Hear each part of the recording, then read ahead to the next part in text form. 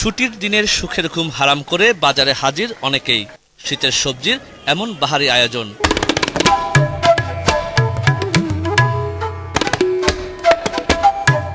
তার মনে তাই উকি দিয়েছে ফুলকপির ডালনা, শালগম কিংবা লাউয়ে কুচো চিংড়ি, বাঁধাকপির ভাজি, জলপাই ডালের কথা।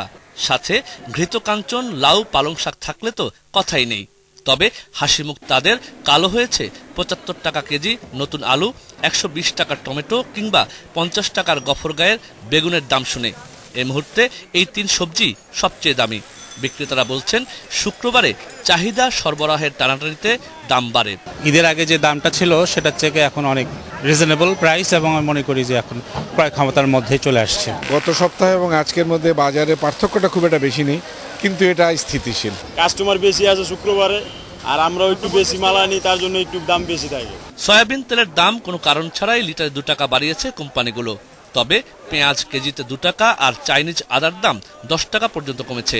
অন্যান্য মশলা, চাল, ডালের দামে তেমন কোনো হেরফের হয়নি গেল সপ্তাহের সাথে। আমরা জানতে চাইলে তারা বলে যে কোম্পানি বাড়াইছে, আমাদের কিছু করার নেই। কালচে শরীর আর হলুদাবো বুকের এই প্রমাণ সাইজের দেশি কই এসেছে গোপালগঞ্জের জলিরপাড় থেকে। এমন মাছ দেখে সর্ষের তেলের তেলকই খাবার লোভ সংবরণ করতে হয়েছে অনেককেই দাম শুনে। তবে শোল দো পেঁয়াজা, নতুন আলু মাগুরের ঝোল, শিম, টমেটো, শিং মাছ খেতে মধ্যবিত্ত মন ফেলে আসা গ্রামের স্মৃতিতে উদাস হয়েছে। মিলেছে ৪ থেকে ৭০০ টাকার মধ্যে।